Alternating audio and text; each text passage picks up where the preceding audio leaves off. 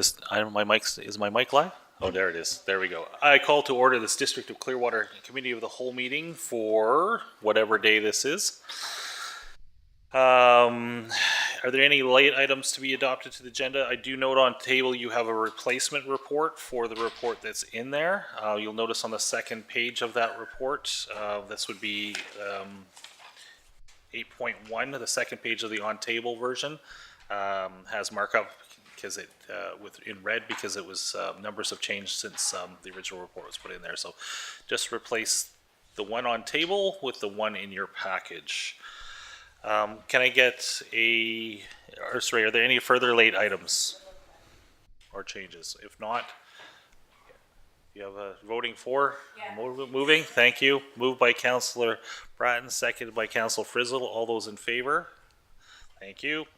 Are there any declarations of known conflict of interest or pecuniary interest on the Committee of the Whole agenda? If not, moving on to adoption of the minutes of the Committee of the Whole meeting for November 19th, 2024. Any errors or omissions? If not, can I get a mover and a seconder on it? Moved by Councillor Bratton, thank you. Seconded by Councillor Frizzle. All those in favor? Thank you. And we move on to staff reports, and once again, this is the on-table version of the Financial Plan 2025 to 2029 public consultation. Good afternoon, Mayor and Council. Today we are presenting the 2025 Financial Plan Survey, and the recommendation is that Council, or that the Committee of the Whole receive the 2025 Financial Plan Survey results, and that the Committee of the Whole recommends to Council that the District of Clearwater has sufficient public consultation for the 2025 to 2029 Financial Plan. The survey you have in front of you has been updated as of yesterday. The survey was closed February 28th, so we had a preliminary survey in your package. So we've updated that.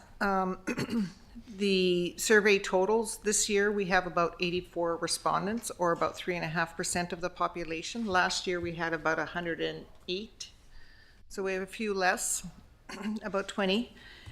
And I just wanted to review some of the questions if Council so wishes. So first of all, question one, most of the respondents, 98% of our respondents own a home in the District of Clearwater. Question number 4, I'm just going to flip through here. It is, how important do you think the following programs and services are to the community? The top 3 programs and services were the fire suppression and prevention was number 1. The water and sewer services were number 2. And promoting economic development was number 3. And the bottom 3 were arts programs and installations, public transportation, and providing and supporting community events.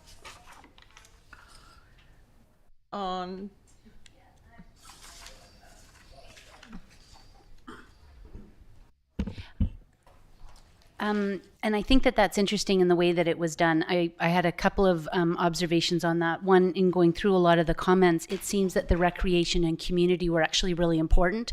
So as a standalone question, it is contrary to what the comments actually say. So one of the number 1 comments about why do you like living here, and it's community and events and it's gathering. So the 2 data points just come at it from different ways. I also thought that the comment about the fire was somewhat I'm not going to say it's misleading, but it's a tough one to have answered, because your choices are what's important: fire suppression and prevention, very important, somewhat important. And so there's no gray area like in comparison, because it's a heightened a moment, so it's an immediate one. So it was phrased a bit interesting for me on it. So I just held that in relation to the rest of the report.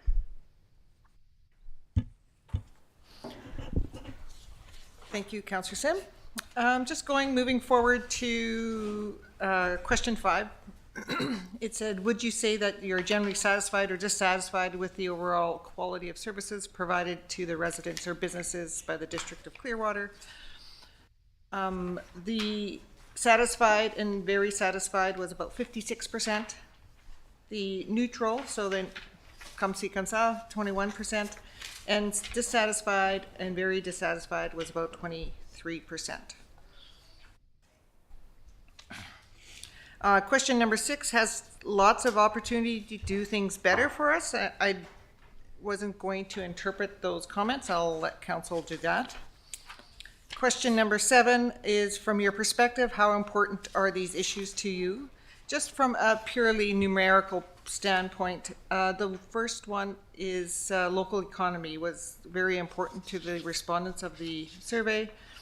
Secondly was public safety and emergency preparedness. And third, I believe, was governance and transparency. And then on just the low three, if council wishes to know those, transit was on the lower part of it, social issues and environmental, sustainable, and climate adaptation.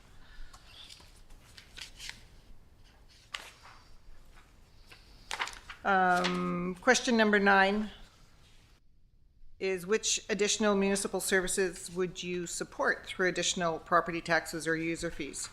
And in here, the top 3 again were improve recreation, more robust economic development, and increase in roads maintenance. And the lower 3 were increased water and sewer services and increased recreational programs. So I do understand why Councillor Sim has, sometimes it's conflicting in how the respondents answered the questions. I would say it's not conflicting. I think it was really interesting the way it came at a different point. So you can't take one question because the way that it was approached, you got around it depending on how people saw the question or translated into what does that mean for me. Question number 10, thinking about the programs and services provided by the District of Clearwater, how would you rate the value you are receiving for your tax dollars? And very good and good ended up being about 45%. Fair ended up being 36%. And poor to unsure, don't know is 21%. And finally, question number 15, the age category of the respondents, I thought was well balanced in between the 3 categories, 31 to 50, 51 to 65, and 66 to 85. And a lot of our respondents get their information from email, social media, and community newsletters. The community newsletters are always popular, so. I've also provided in the package 2024 for your comparison and your digestion, just to see what the differences are. They're different questions, slightly different questions, but you can compare some of them. I have one little notice too, is depending on the age of the people that were filling it out, District of Clearwater website could be construed as social media depending on the age of the person that is filling that out, because some don't, correlate that they're 2 different places. They just think they're online. But anyways, we can't read into it, but I do know that from helping people.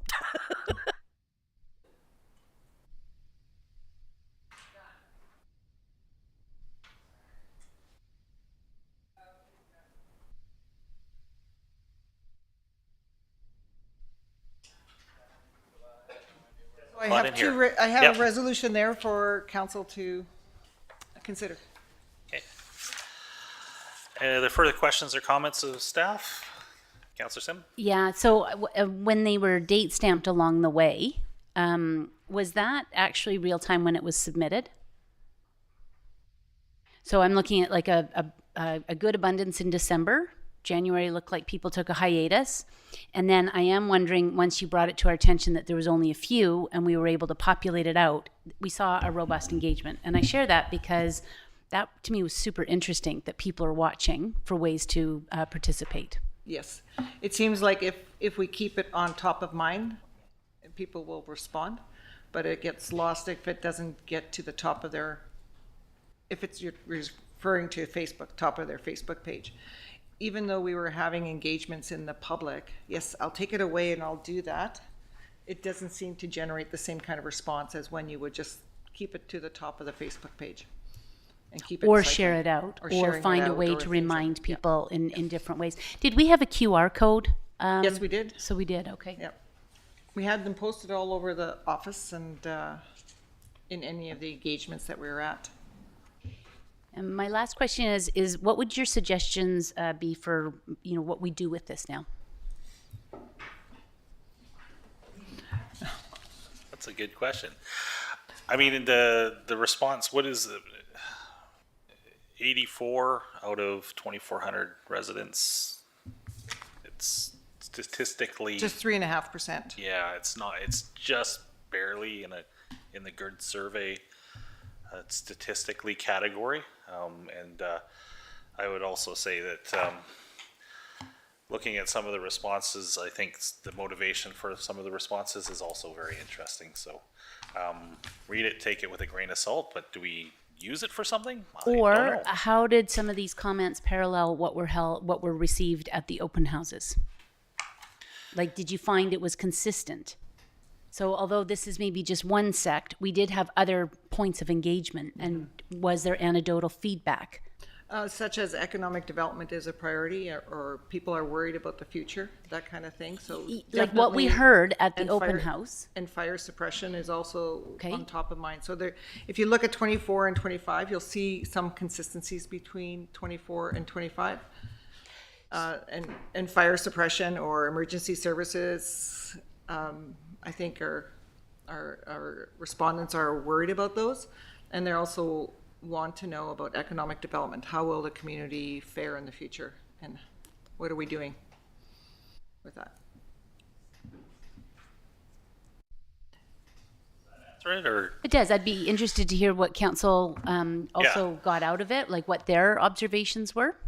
I missed the last two public engagements due to conflicts with other meetings. But yeah, I mean, reading it rings bells on a lot of things. If you don't go after the one-off isolated comments, if you look at the themes, absolutely, I think we need to have a discussion. I actually have that in my mayor's report, that we need to have a discussion about economic development moving forward. We're going to have a discussion about other things related to protecting the community on public safety.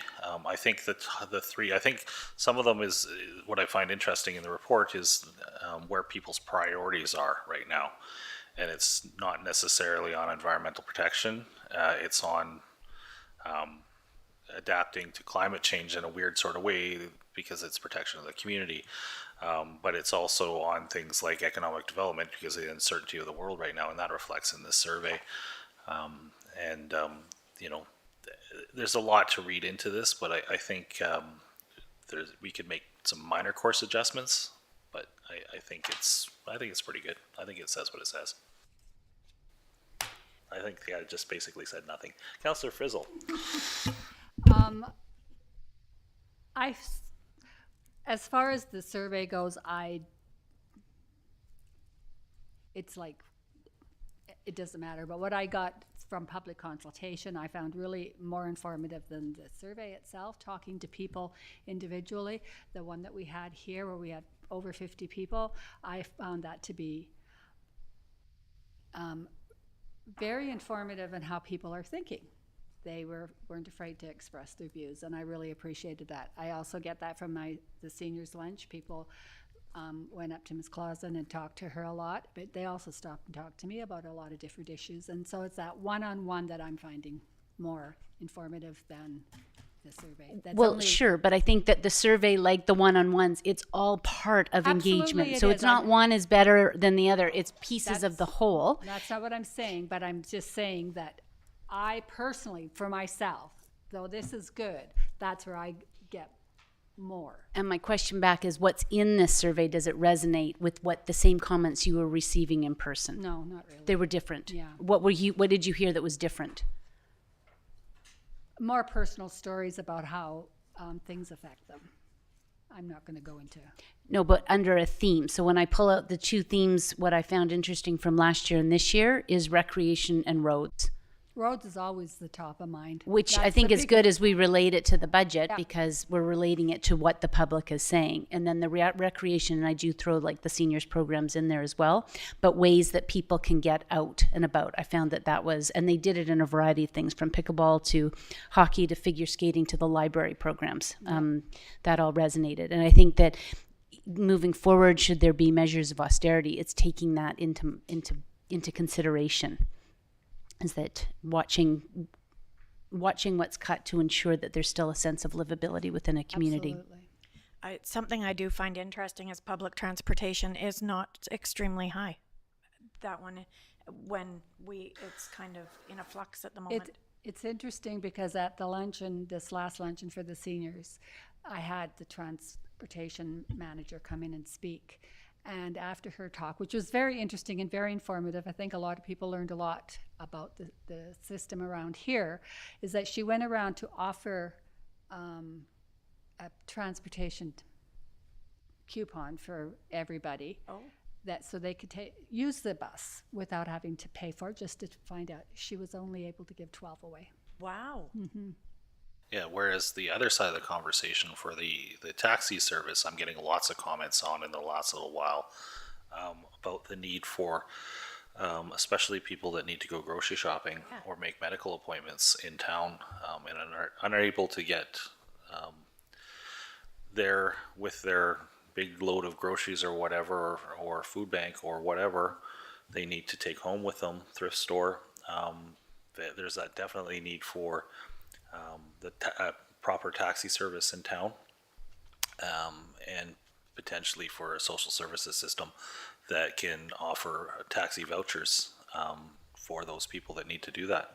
Yeah, and that has existed in the past. It has. So it's something that I think when we head into the hard times of the next couple of years, potentially, because nobody watched the news today, that might be a thing that we need to have a discussion about, especially the taxi service in town.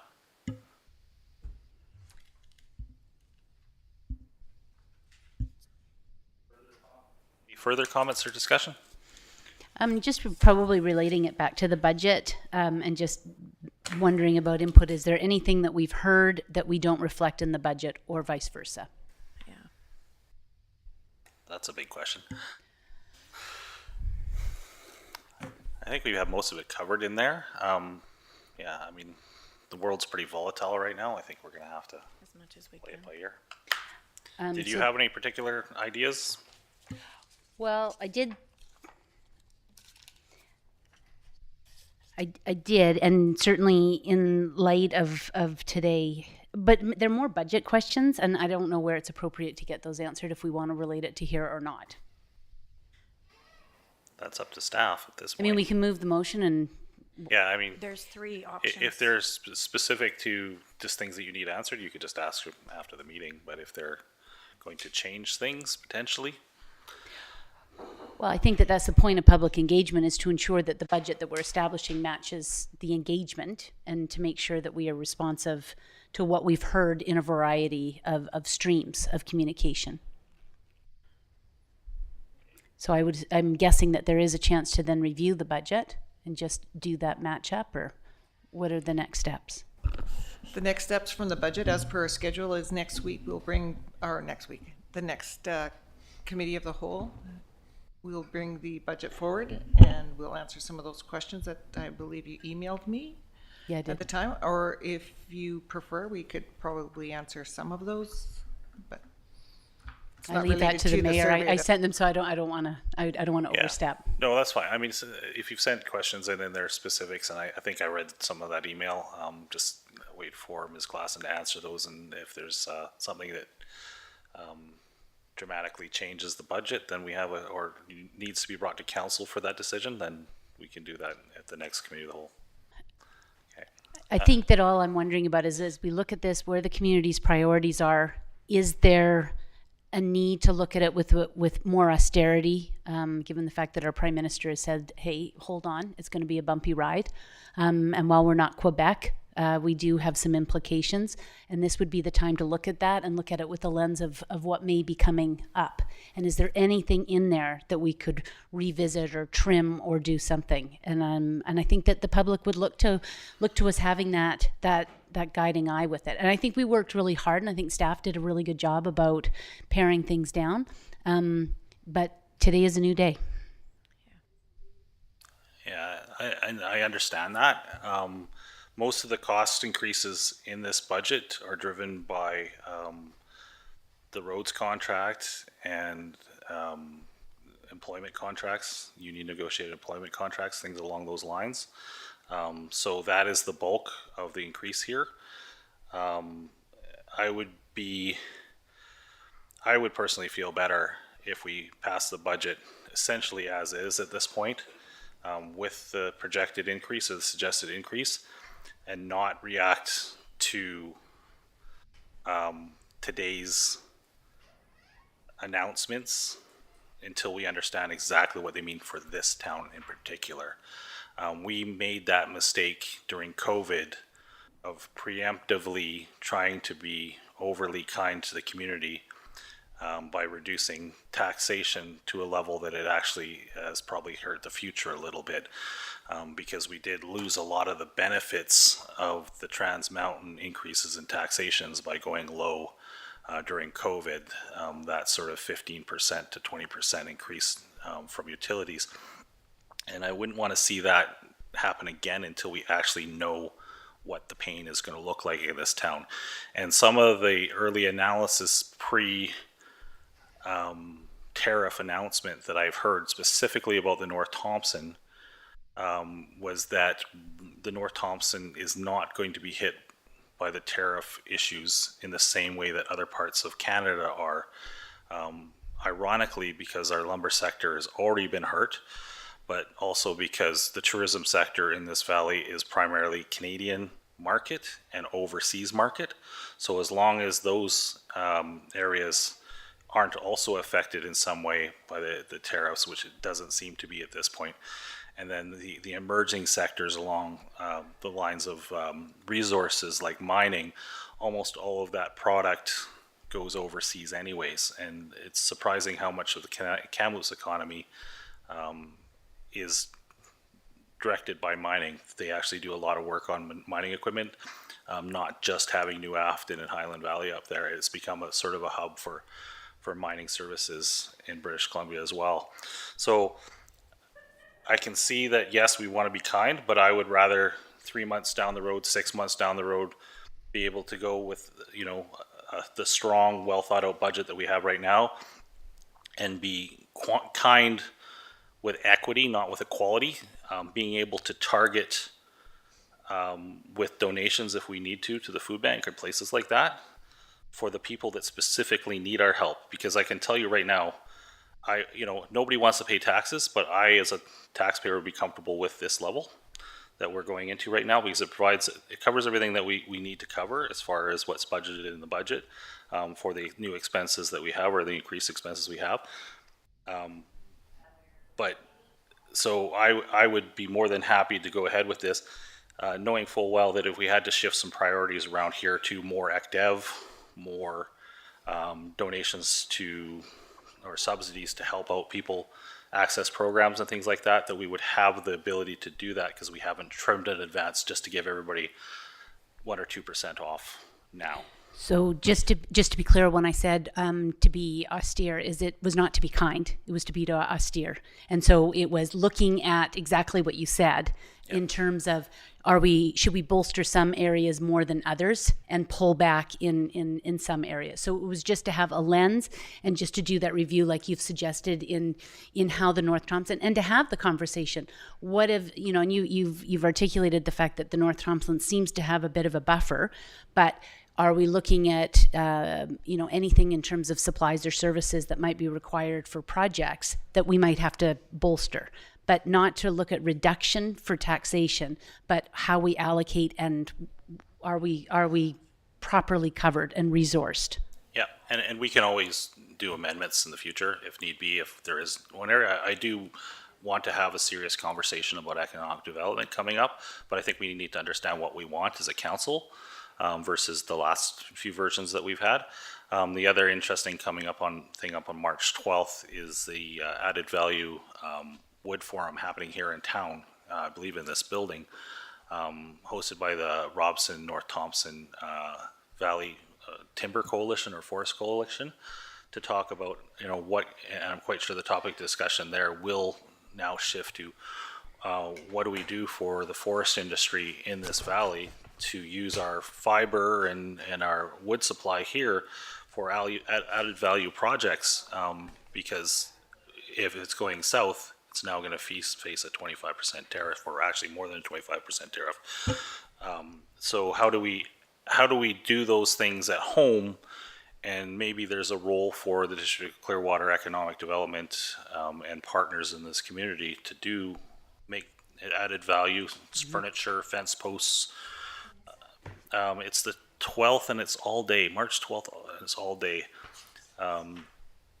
It's if any of you remember Paul Rasmussen, who used to be with the Ministry of Forests, he's the guy that's coordinating it. I just got a reminder of that, and I'll forward you all an email on that one. But yeah, that's the kind of thing that once we know what we're dealing with, maybe there's the ability to help there through an economic development support through the District of Clearwater.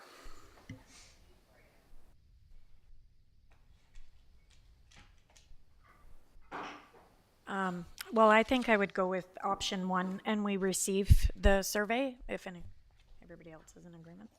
You're gonna move that? Do I have a seconder on that? Okay, further discussion? All those in favor? And that passes, thank you. Motion to adjourn, Oh, wow. that's it. Somebody move? Well, thank you. Do you actually need a seconder for motion to adjourn? DNRD doesn't, so. Seconded by Councillor Frizzle, all those in favor, and we're out.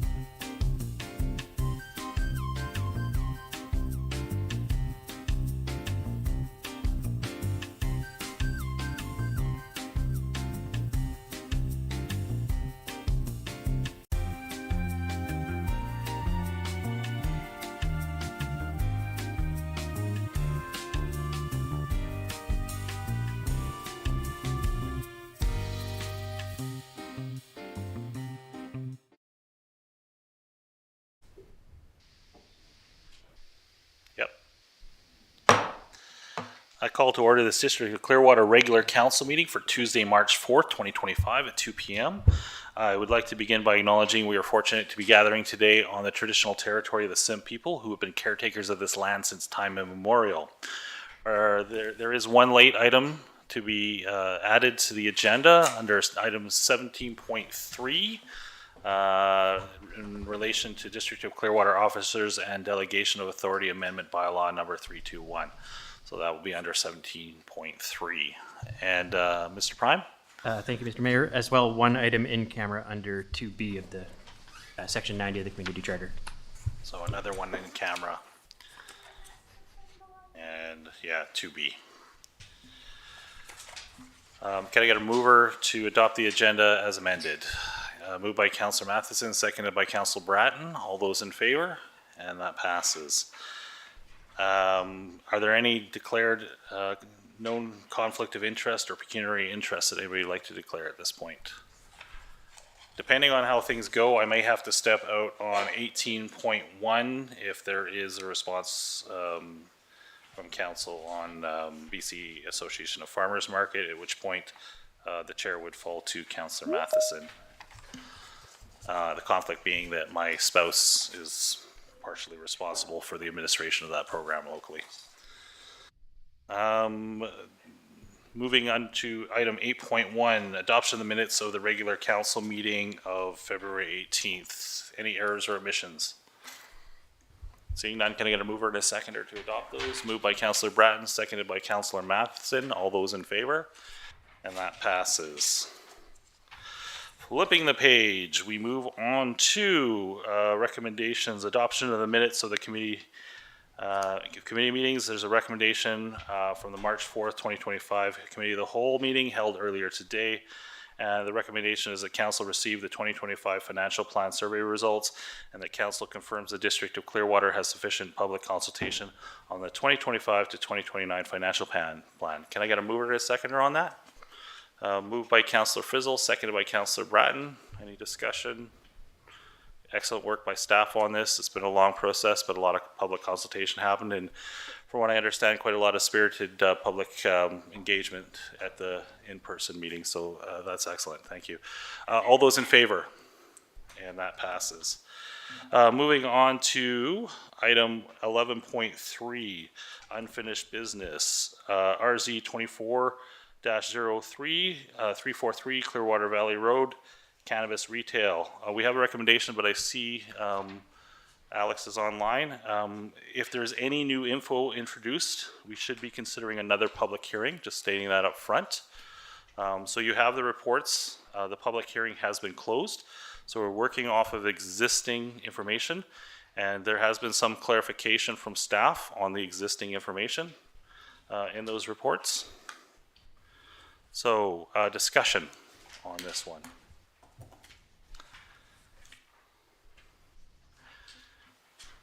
Okay, so we do have a recommendation. question. Okay, question?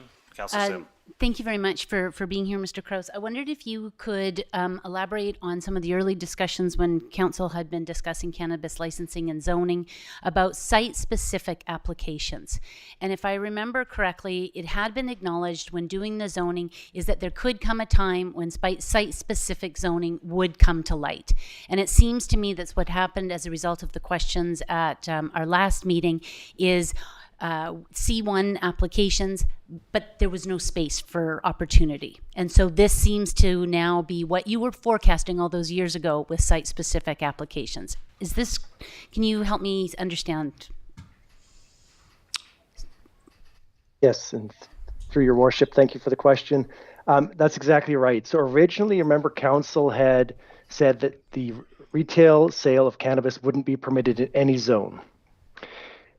Later in 2018, 2019, council re-looked at it, and that's when we came up with this policy that's in place today. And at that time, and in that council report, I believe it's April 2nd of 2018, we acknowledged that there will be a time when owners may want to apply for cannabis use outside of the C1 or MX1 zone. and they could do so through this site-specific or spot zone basis. And I remember that was a question of council at that time, which is if somebody came along and applied later, would this policy preclude them? And the answer was no, that somebody could apply and go through this process. Does that answer the question, or do you need further? Yeah, and it does. And the reason for it, a couple of things that have come to light in the past 2 weeks is one, I actually hadn't paid attention to how robust our retail section is. So there was spaces that used to be empty that are no longer empty, and all of those C1 properties, especially along Clearwater Valley Road, is that right now there's no development, so no opportunity there. Even down on the flats where we've currently got C1 zoning, there's no retail space available.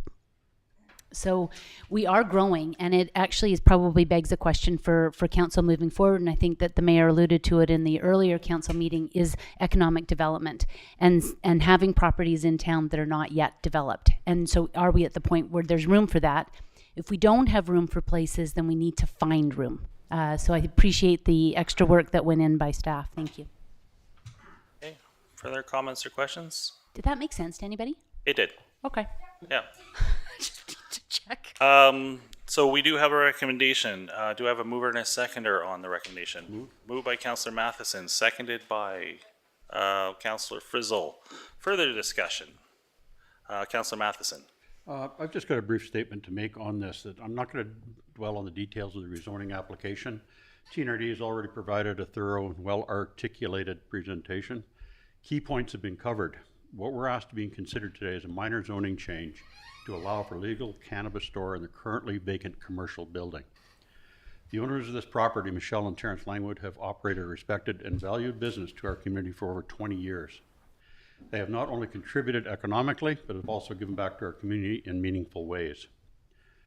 They are responsible business owners and active supporters of our community. It's important to note that this application is supported by the TNRD and by the District of Clearwater staff. It aligns with our official community plan. The applicant has followed every legal requirement in regards to zoning, and they're a well-respected business people. At the public hearing, we even heard from one of their employees from Barrier who spoke in support of this business. There are types of socially responsible business owners we should be welcoming into our community. People who invest in our town, follow the regulations and guidelines set by the proper authorities, and contribute positively to our local government. This is in stark contrast to another operation in our community that blatantly disregards regulations, operates with no concerns for social responsibility, and continues to run despite that clear defiance. Here we have a business owner who's doing everything by the book, exactly the kind of person we should be supporting. Let's be clear, at the public hearing, there was zero opposition from the general public. The only opposition came from a competitor, the only other cannabis retailer in town. That is not a valid reason to deny a zoning change. As a council, we do not and should not gatekeep who can or cannot operate in legal business in our community based on preconceived notions or personal biases about cannabis. In these trying times, we must ask ourselves, what message do we want to send? With international tariffs affecting our resource-based economy, we need investment and jobs more than ever. So are we open for business or are we not? I understand that some may have personal reservations about cannabis stores, and I get it. If anybody should have a negative view on cannabis, it would likely be me. I spent a significant portion of my policing career in drug enforcement. Times have changed. Cannabis is now fully legal in Canada. It is one of the most strictly regulated industries in the country. And as a council member, I have a duty to make decisions with an open mind with a focus on the facts. This is a simple rezoning application. The kind that happens in communities across the country. And in fact, we should be considering another rezoning request for a veterinary clinic. And if we're prepared to make adjustments to support that investment, why would we turn our backs on this one? The reality is simple. Our community needs investment. Our community needs jobs. A minor zoning change to allow a legal and regulated business to operate is not a radical step. It's a necessary one. So I would urge fellow council members to support this application, not just for the business owner, but for the economic and health future of the Clearwater. So let's send a message. Are we open for business? Thank you. Okay, thank you. Further comments? Councillor Sim. Thanks very much. I think that what's been important to me, thanks to the contribution of staff, is just recognizing where there is opportunity and where there is no longer opportunity. Because that this is just a zoning, and I do reflect that the owner of the current cannabis business spoke very eloquently, and I thought that there was a lot of value to that. This zoning is just allowing opportunity. The next steps, will be what the community wants, because there is a second level to that application. So what we are saying is this something that the community would like to consider, and that now goes out to the public. I don't think it's necessarily for us to say it can or can't be considered. There was no other public opposition, as you noted, to it. So present the opportunity, because the other C1 options are not an option right now. Lastly, is I think that as we consider the changes in our community, you've brought up the fact that we have another rezoning application for a vet clinic, is that we do have to allow people to adapt to what community might want to see for their growth and future. Thank you. Councillor Frizzle. Just short and sweet compared to everybody else. I just wanted to say that the applicant followed the process per our district criteria, and I appreciate that. And I also appreciate the questions that were brought up last meeting were answered. And so I just think we need to follow what we set up as district criteria. Councillor Bratton. Yes, I'd like to emulate everything that's already said. I have to say, though, my brain was in a different space, and I have changed my brain. And a lot of years, it's been illegal. It's no longer illegal. I have to come with the times. I have to be a representative of our town. So this is where I'm at as being on a council member. So I just want that out there. I know there's people probably watching and wondering if those are questions in our mind. It was, and it's different now. So I'm in support of this, and it is just a rezoning application. You followed all the rules, which I really appreciate, and that is what has changed my mind. Councillor Sim, I follow up? just a follow-up is just to reiterate that, it is a zoning and now it's allowed for something, but Exactly. it is still going out to the public for the next steps, which is different. And that's where the public consultation is really important. And I think the other thing is that by this flip side is that council also has due diligence to consider when people do have particular zoning in mind and protecting that, and why people look for certain zoning and why they seek it out. And what that is. So we do have to do a lot of due diligence about protecting people who have bought businesses with that type of commercial zoning. Councillor Matheson. I just want to clarify, I mentioned that about the cannabis aspect of this. And then as a direct result of some people that talked to me in the last couple of weeks or since this zoning application came in and said, how can you support that? Because it's drugs. And that's why at this point, I wanted to put it out there that we have to come in with an open mind. And it's a legal operating business, and the people need to know that. And we can't just go on preconceived prejudices that were being thrown at me from citizens in the community concerning the zoning application. So maybe we could total this up, but what I would like to do is maybe after this vote is get staff's clarification, especially since we have Mr. Kraus, about what the next steps are, where this goes through, depending on the outcome. Yeah, strictly on the zoning amendment, I had some concerns about this site. A lot of thought was about traffic, what kind of traffic was going to go through there. I mean, we're putting on a tourism route. Are we going to get motorhomes parked on the walkway and things like that? Are we going to, how much business is going to be there? And then at the end of the day, I went, what was there before? So the last businesses that occupied that space before it was vacant included a laundromat, which is absolutely directed not only at, locals, low-income locals, people that don't have their own at-home washing machines and things like that, but also the tourism trade. So they were already stopping in there using that facility. So we've already seen the same types of pressures that you would get for this location for potentially some of the same types of clientele that might use it. do I think we need more than one pot shop in town? That's a whole other discussion. But what we are doing, as said by many others, is a minor zoning amendment. And yes, the rules have been followed that we set out, that councils in the past have set out on this.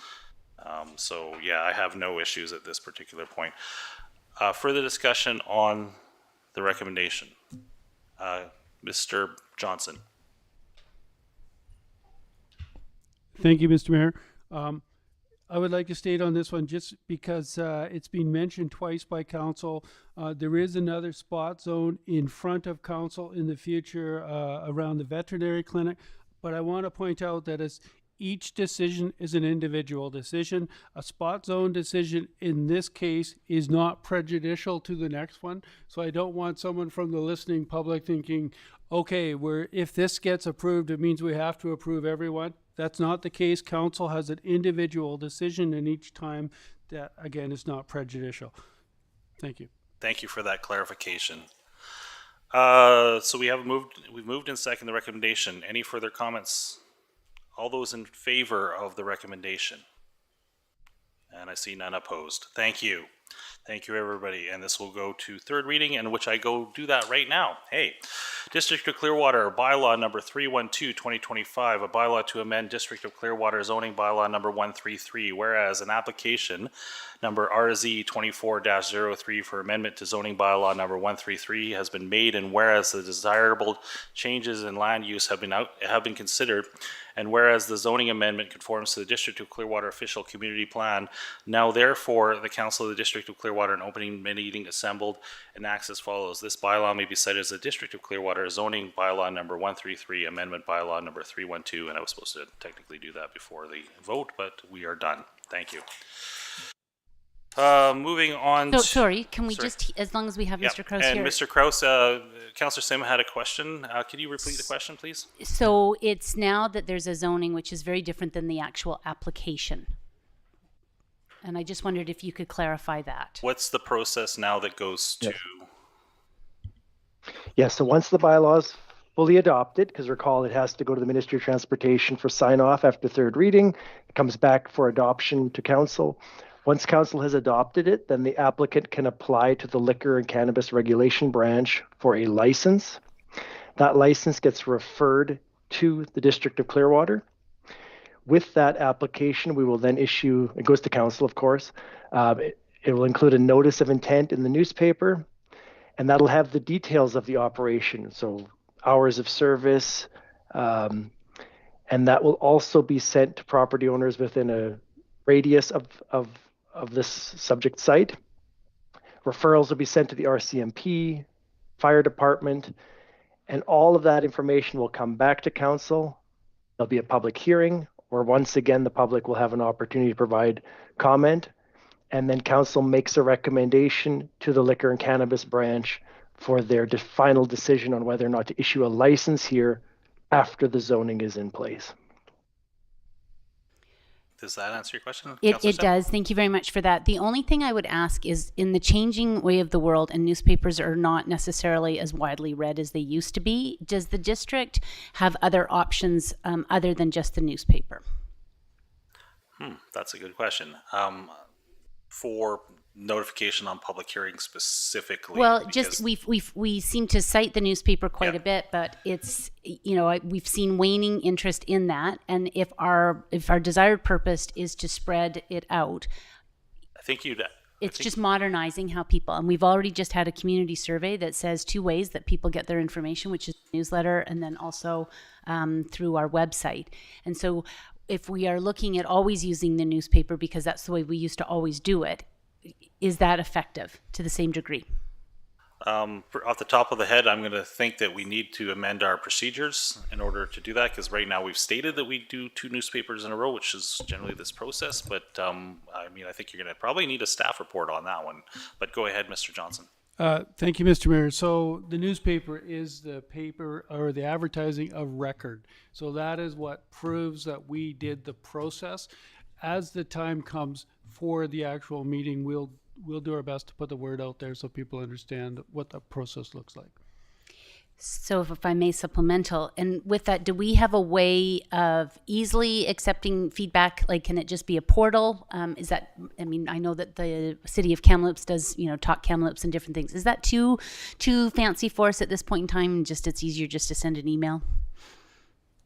Thank you, through the mayor. I'm not really prepared to answer that question at this point, so we'll dig into that, see if there's some options like that that are available and easy to use. Great, thank you. Thank you. And thank you for bringing up the Let's Talk forum. I don't know what that costs, but I'm gonna, next time at TNRD this week, I'm gonna ask the city of Kamloops councilors how that works, because I think that might be a good model for public engagement moving forward. Okay, moving on to reports. My report. So on Wednesday the 19th, I was moderator for Columbia Institute and Climate Caucus presentation on local climate governance in a shifting political landscape.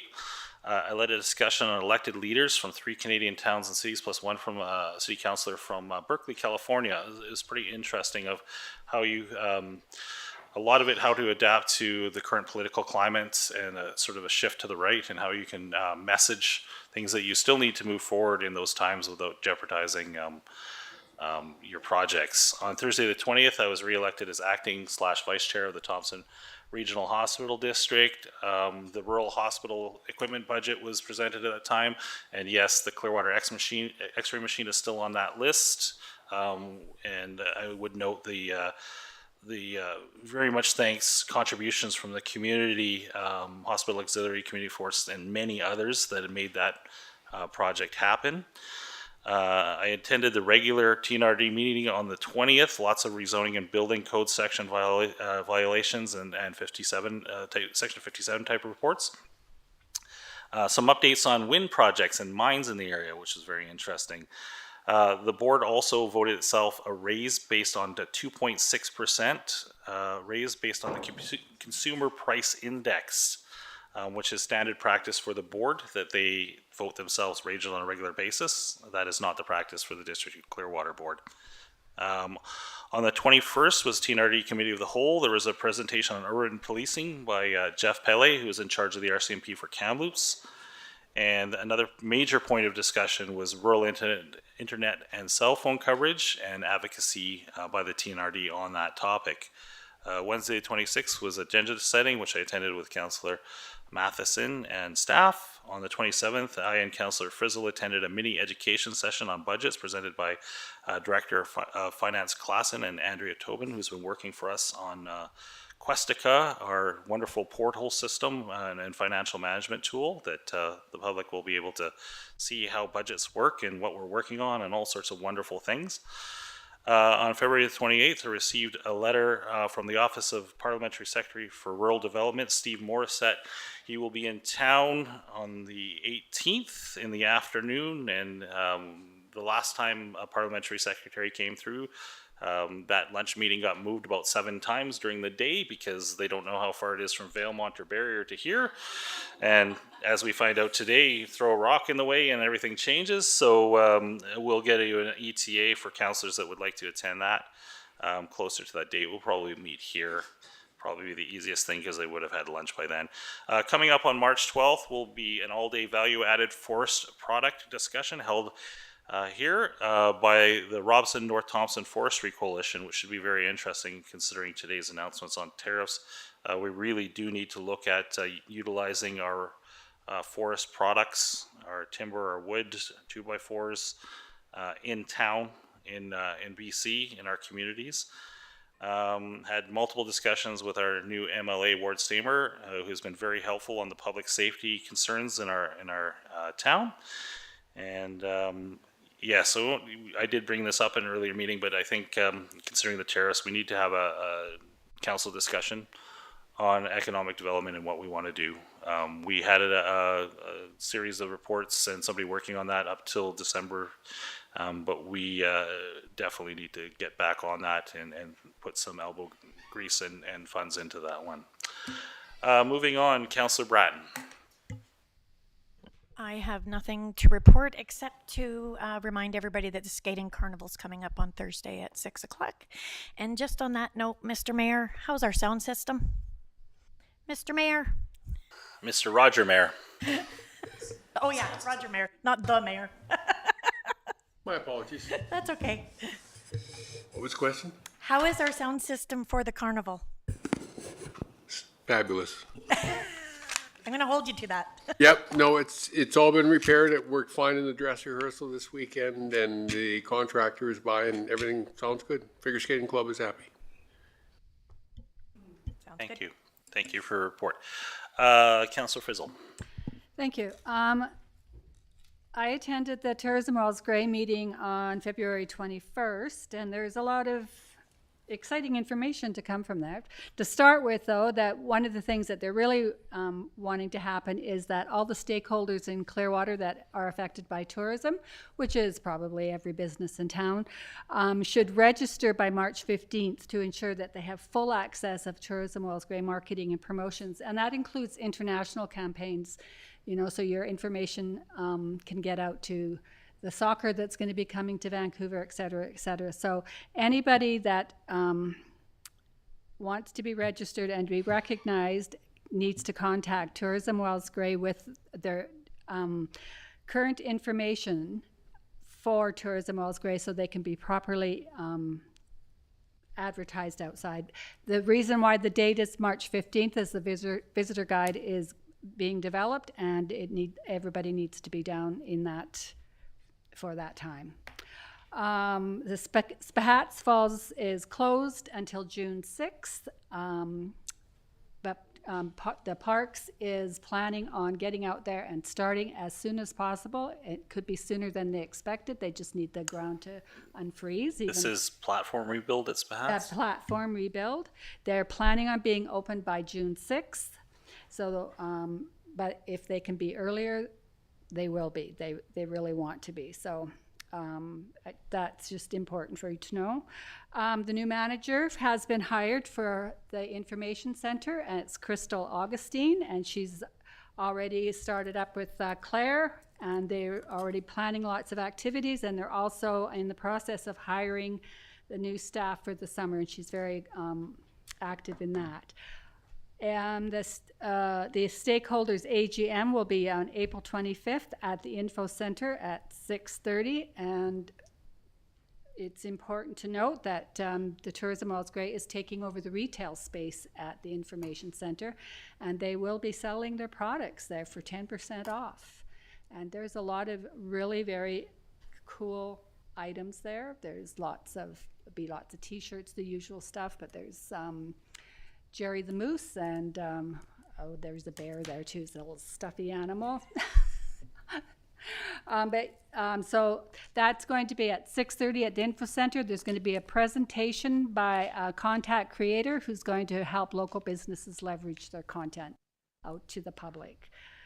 And they also wanted to recognize Bigfoot and Dennis Greffender because he said he would go in and help them for a year at the Information Center, and he was there for 3 years, and has been a real benefit. He's been really helping them get things going for this next season. So it's going to be an exciting year. I think it's going to be a really fun year.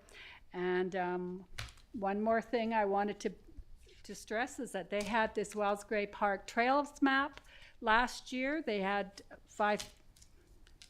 I'm sorry, I don't know the numbers, but it's a really good map that's got all the trails of the park as well as Clearwater and all the areas that we have in Clearwater.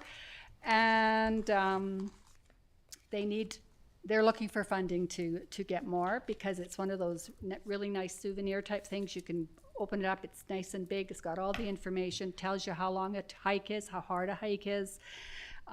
You can download it onto your phone, but sometimes it's really good just to have good souvenir to just check off and said, I was here. So, yeah, lots of exciting things happening at Tourism Wells Gray. And I did note that the summer and winter versions of Candle Creek Yes. Trails are in there, Yes. so that Yeah. another economic development / local Yes. recreation Absolutely, driver there, so- which is awesome. I have a question Yep. with the Tourism Wells Gray. Who is the actual point of contact? Is it Claire? Claire Hanna, right now, you can get to contact her. She may move you on to Crystal Augustine, but Okay, I don't have her contact information right now. Yeah, thank you. Councillor Herring and Councillor Mackenzie have been called away to work today. Councillor Matheson, you're up next. Not a lot to report. I was at the agenda setting with Mayor Blackwell on the 26th. Just a little quick report about the food bank. The latest stats that they've gotten is it's continuing to rise. The need for supplemental food and sustenance is rising with the food prices. So any support that can be given to that is greatly appreciated. On Sunday, I did another interview with CBC concerning, they're doing a deeper dive into the situation in Clearwater regarding 52 Ridge. And that's about it. Thank you. Thank you. Councillor Sim. Thanks very much. Yeah, just to reiterate that the skating concert is on this Thursday, as is the Wells Grey Community Forest Open House, and that's taking place here. So they've got morning and the evening sessions, and the evening sessions will have a little more of a presentation, whereas during the day it will be more opportunity to speak with both of the society and the corporation there. Also to give a shout out for the U18 hockey team winning the banner, which is great. So they are on their way to Prince Rupert, which was a bit unexpected for them. So if anybody is receiving letters of help for donation, it's a long way to go, and it's a smaller team. So good luck to them. Was that the under 18s? U18, yeah. Yeah. And it also just stresses how important the Sportsplex is to this community. And I think, Mr. Mayor, you can attest we've got a couple of district tournaments that are coming. That spin-off for the economic vitality in our winter months is really, really important. There's always lots of positive feedback. I will share, though, that maybe we could turn down the heat a little bit in the stands. We've been very enthusiastic about that. So, but it's a beautifully well-kept building, and it's just such an important part for our winter economy for many, many businesses. Lastly, I had been asked, it was for staff, if there has been any update on the motion made at the special council meeting on January 31st. Thank you, Councillor Sim, through the mayor. We have not received any response yet, no. Okay, thank you very much for keeping an eye on that. That's it. Thank you. Anything under CO report? Okay, thank you. New business staff reports. Cruising Clearwater Car Show. There is a recommendation and a staff report. Mr. Carmichael is here if you have any questions. If not, we can talk about the recommendation. So it looks like all the things that would concern us and concern staff have now been discussed, and there is a map layout, I believe, on this presentation. To show you kind of what's going on, and yet another great event potentially in Clearwater, and one that attracts a lot of vehicles from out of town. So it brings a lot of economic development and hotel rooms and things like that into town. So, okay, thoughts, comments from anybody? If not, a mover and a seconder on the recommendation. Moved by Councillor Matheson, seconded by Councillor Frizzle. Any further discussion? If not, all those in favor? And that passes. Thank you. Moving on to bylaws. First one up is 17.1, bylaw number 320, a bylaw to amend the District of Clearwater Reserve Funds bylaw. There is a staff report, and any further comments by staff before I read this and adopt it? Not. Any questions? Okay. Can I get a mover and a seconder on this? Moved by Councillor Matheson, seconded by Councillor Frizzle. Thank you. Bylaw number 320, 2025, a bylaw to amend the District of Clearwater Reserves Fund bylaw number 216, 2019, whereas the council has adopted District of Clearwater Reserve Fund bylaw number 216, 2019, and whereas council deems it desirable to amend bylaw number 216 and the desirable changes to that bylaw have been considered. Now, therefore, the Council of the District of Clearwater in open meeting assembles and acts as follows. This bylaw may be cited as the District of Clearwater Reserves Fund bylaw number 216, 2019, amendment bylaw number 320, 2025. All those in favor? Whoa. Oh, Discussion? it's okay. Go ahead. I just want to say at this point in time, just seeing the room here, I am going to vote against this. And I said at the last meeting is I appreciate the movement of the Wells Grey Community Forest Operating Reserve, and just look forward to defining what council's vision and intent would be. So I just wanted to clarify that would be my reasoning. Okay, thank you. All those in favor? Opposed? And that is adopted. Thank you. Moving on to item 17.2, District of Clearwater bylaw number 319. 2025 to 2024 to 2028 amended 5-year financial plan. There is a staff report and another recommendation for this to be adopted. So there's additional information there. If anybody's interested. If not, I need a mover and a seconder on it. This is very fast.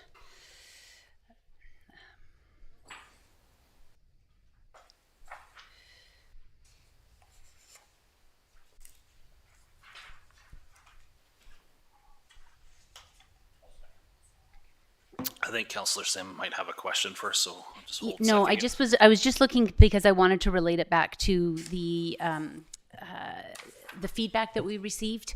And so, for example, the river trail, which is requiring a little bit more money, and I just, what? You don't look at me like that, really? No. Where are we? The Clearwater River Trail financial plan amendment to fund the project overage of $11,000. So I just wanted to just cite that because in back to the community input that's been an important project, and so I support why that. I appreciate the fact that is a focus to getting that on. So thank you very much. So yeah. Okay, thank you. So I had it moved and then seconded by Councillor Matheson. Mr. Prime? Sorry, Mr. Mayor, who moved it? Sorry? Who moved it? Who moved it? Councillor Frizzle moved it, seconded by Councillor Matheson. Okay. District of Clearwater 2024 to 2028 amended 5-year financial plan bylaw number 319 2025, a bylaw to adopt the 2024 to 2028 amended 5-year financial plan. Whereas section 165 of the community charter requires that council adopt a 5-year financial plan. Now therefore the council of the District of Clearwater an open meeting assembles and acts as follows. This bylaw may be cited as a District of Clearwater bylaw number 319 2025 2024 to 2028 amended 5-year financial plan. All those in favor? And that passes. Thank you. None opposed. And this is the late item on your table, which is 17.3.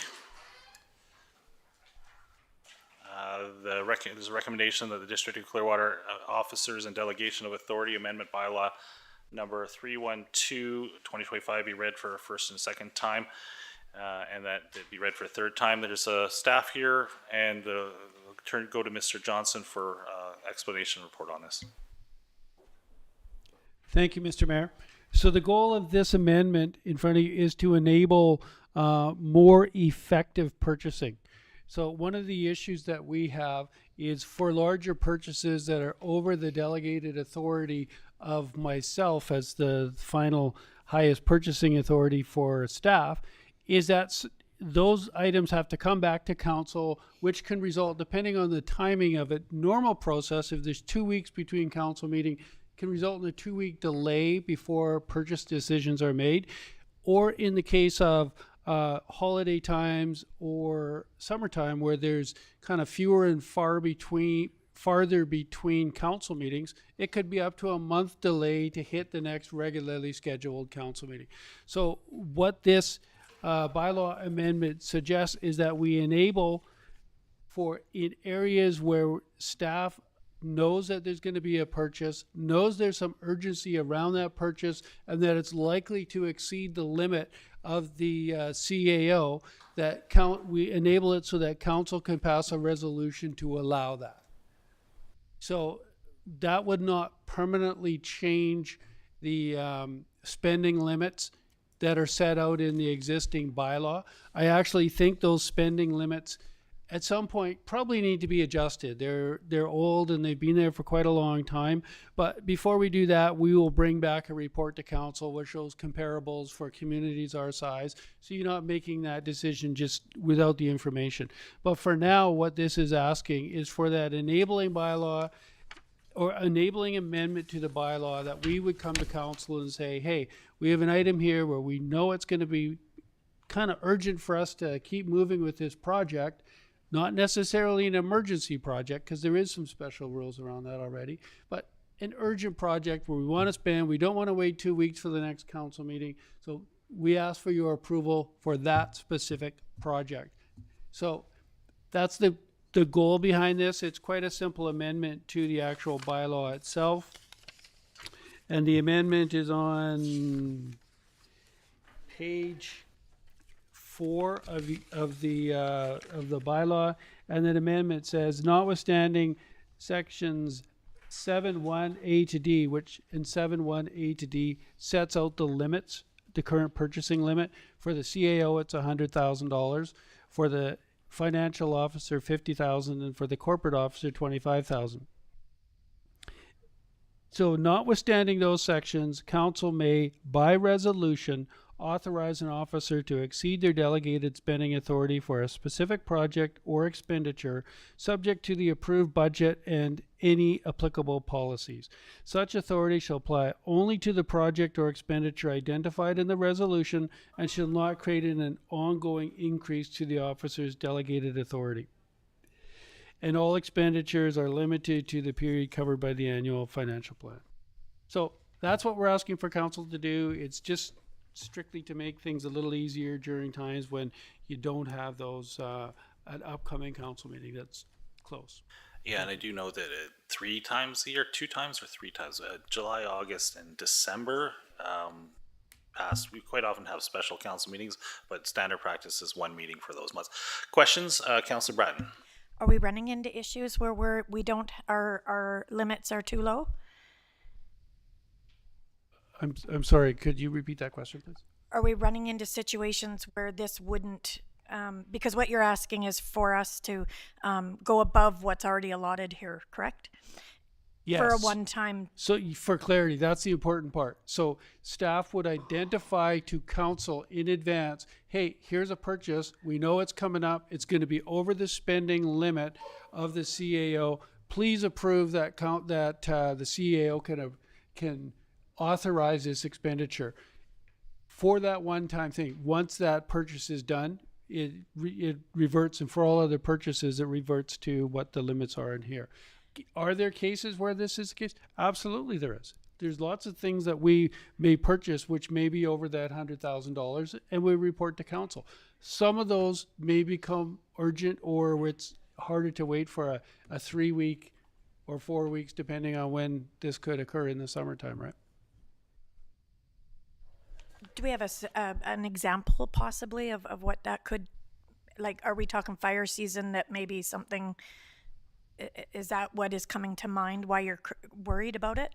Potentially fire season, fire apparatus, or any other big equipment that we need. If there was a large pump that we needed in public works or something of that nature where we think we really need to have this, we don't want to wait, that there's lots of things that we buy that are over $100,000.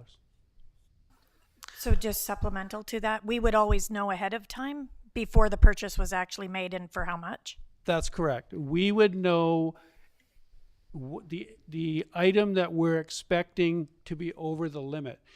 We would inform council. We would put a range around where we expected that item to be, and then when we got the final notification from the vendor of that product, then we would be authorized to make that purchase without delay. Does that answer your question? I'll go to think about it for a minute, and I'll go to Councillor Matheson.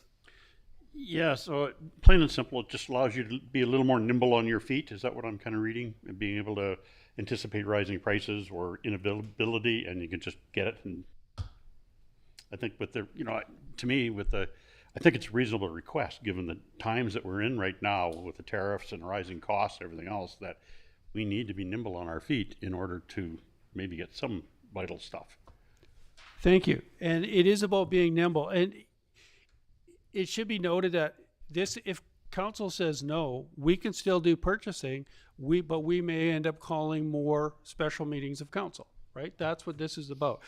This is not trying to get away from the tendering process or our competitive process where we go out for bids, or just recently, we're going to start using canoe procurement for some purchases. So this does not get away from that, from tendering. We still follow the rest of the guidelines. It's just that final decision. Typically for big purchases, we come to council and say, here's the tenders we received, here's what staff is recommending, and then council would approve that. We're trying to save that window from having that information, that window of time where it takes to go to council for that approval. But again, if council decides not to, that's fine as well. But we may end up calling more special council meetings as stuff comes up. This is just an efficiency measure that we're trying to put in. I'm going to see Councillor Sims going to ask a question. Yeah, I don't remember the last time. I don't remember the last time that this has come before council in terms of something that did require special notice, and that may be that I'm fuzzy. But what prompted this? Like, was there a specific example or something that you're facing? And the only reason I ask is just, I think that other councils, if they didn't have somebody as experienced as yourself, or a good staff or something, there was some loopholes there. So just asking for the clarification of an example. So I'm not sure if I got all the questions, so I'll answer it in the order that. So what prompted this is that we're coming into the season where there's meetings get fewer and far between, right? We're coming into the summer season. This is a bylaw amendment, so it takes a few readings. So that is one of the key things that prompts it, as far as just making it a little bit more efficient for the purchasing process. Sorry, help me out with the. So I just don't remember a time where we've had to hold a special meeting for a purchase. Like, I don't remember an example. Does anybody remember an example? So I'm trying to understand the relevance based on our past experience at the council table. And it could be, Mr. Johnson, because you've come from a larger municipality, that this is just a wise thing to do. But I don't remember anything at this council table. Go ahead, Mr. Councillor Brown. Sim through Mr. Mayor. So one of the examples is that we can potentially lose out on opportunities, and this has happened. I believe one of our new bush truck purchases is that there's sometimes new stock on lots that we had specifically in mind for that were to get approved by council. Sometimes those get sold, and then we have to come back with an updated So amount. it's the budget amount, so the amendment. Is that what you're talking about? So again, I don't understand this because I don't recall ever approving a bush truck. Yeah, if it's over $100,000, council has approved those purchases. Through the budget process. We approved a Through the actual Okay, purchase. good. Tell me, help me, because we Yeah. do a lot here. So tell me, this is great. Do you want to take this, Linda? The actual purchase over 100? No. we I did feel like purchase 2 chassis. Anything over $100,000 comes to council for approval for the purchase. Okay, and because And it had been approved in the Yes. budget, and then we lost that opportunity possibly because of the gaps between the meetings. That's what I'm hearing. Correct. Great, thanks. Further comments from staff? If not, Councillor Frizzle. And adding on to that, so then possibly because we missed out on that, it would cost more. Okay. Or it delays the ability to get that item into service, which That's I think correct, is critical. Mr. Mayor. It does. Thinking of the things that cost over 100,000 just off the top of my head, every single fire truck, every single generator can run anything in this town, multiple pumps in that well house and the other one down over there, Zamboni. There are lots of things. And I think the first 4 or 5 that I mentioned there are the critical ones, because if we were to lose one, we would need to purchase one ASAP. Does that help? No, it actually clarifies because I don't think that council always appreciates how much work goes on for that purchasing, because we're not a part of it. Yeah. So understanding that this actually aids it and having those concrete examples is really helpful. Yes, and Ms. Glass, and I did hear the word canoe procurement come up, so I would love an explanation of that, because I think that might be good news as well. I'll just quick comment about financial controls. The $100,000 that you have a limit on the delegation bylaw is called a financial control. So that's the last before we go out and buy it. But what they've proposed here is that council will continue to see that financial control through a resolution. So you'll know what the purchase is for and for how much in a broader term, maybe between 100 and 150 or whatever it is. So you still have that financial control. So I am happy with this resolution. Thank you. Canoe Procurement is a procurement organization that procures products for governments. They've already gone through the tendering process for a lot of different organizations, for example, tires or IT equipment, so they've done all the procurement process and follow all the legislation. So that work that sometimes staff has to do and writes the proposal, puts it on BC bid. We get proposals back and then we have to evaluate them. The Canoe Procurement already has done that. It's called a group purchasing process. It's free and it's available to government organizations in BC and Alberta and I think across Canada actually. Yeah. So instead of reinventing the wheel, they've already gone through.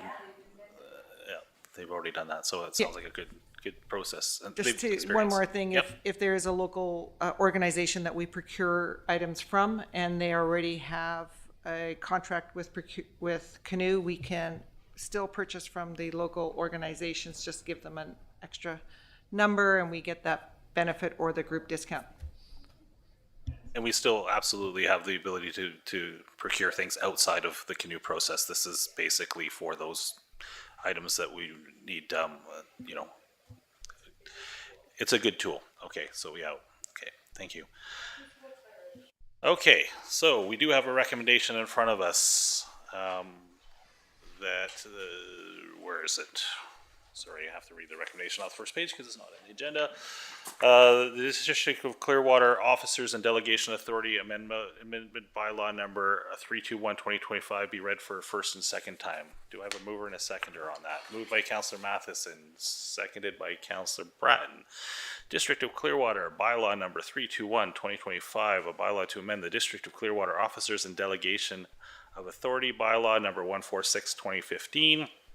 Whereas Section 137 of the Community Charter provides the power to adopt a bylaw includes the power to amend or repeal it, and whereas the Council of the District of Clearwater wishes to amend the District of Clearwater Officers and Delegation of Authority Bylaw number 146/2015, now therefore the Council of the District of Clearwater in open meeting assembles and acts as follows. This bylaw may be cited as the District of Clearwater Officers and Delegation of Authority Amendment Bylaw number 321/2025. All those in favor? Okay. And then there is the recommendation to read it for the third time. Moved by Councillor Frizzle, seconded by Councillor Matheson, and here we go again. District of Clearwater, bylaw number 321/2025, a bylaw to amend the District of Clearwater Officers and Delegation of Authority bylaw number 146/2015, whereas section 132nd of the Community Charter provides that the power to adopt a bylaw includes the power to amend or repeal it, and whereas the Council of the District of Clearwater wishes to amend the District of Clearwater Officers and Delegation of Authority bylaw number 146/2015, and now therefore the Council of the District of Clearwater in open meeting assemble and acts as follows. This bylaw may be cited as a District of Clearwater Officers and Delegation of Authority Amendment Bylaw number 321/2025. All those in favor? Okay, thank you. I'm going to step out on the next one, which is correspondence response requested, a letter of association from the BC Association of Farmers Market, re 2025 Farmers Market Nutrition Coupon Program, and I turn the chair over to Councillor Matheson to handle the discussion and any results from that.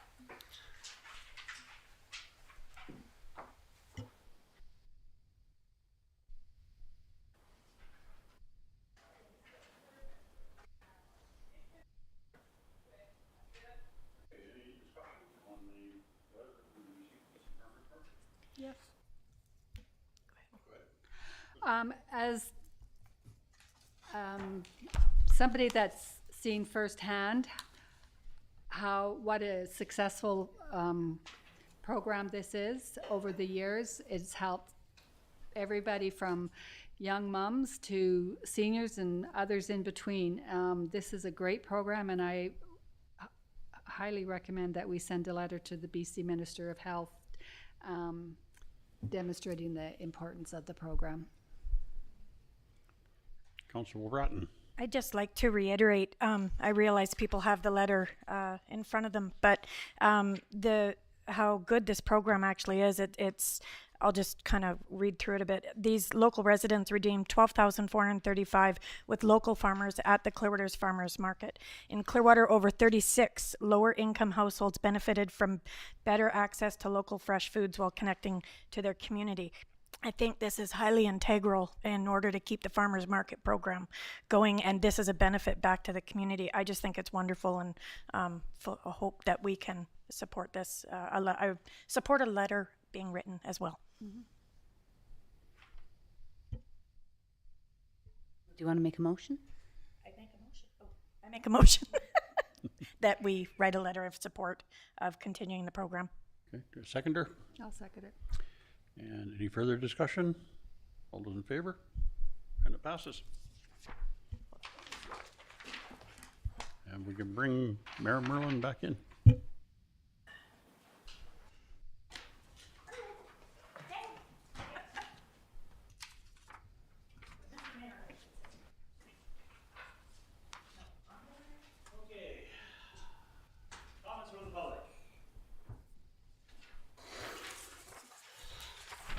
Any comments from the public? Seeing none, we do need to move to an in-camera meeting. There is a recommendation that the meeting be closed to the public pursuant to sections 91 of the community charter to discuss matters relating to K, negotiations and related discussions respecting the proposed provision of a municipal service that are at their preliminary stages and that, in the view of council, could be expected to harm the interests of the municipality if they were held in public. And 2A, a part of council meeting must be closed to the public and subject, if the subject matters being considered relates to one or more of the following. B, the consideration of information received and held in confidence relating to the negotiations between the municipality and a provincial government or the federal government or both, or between a provincial government or the federal government or both and a third party. Can I get a mover and a seconder on that? Moved by Councillor Bratton, seconded by Councillor Matheson. All those in favor? And we will take a recess until 3:10 p.m. Thank you.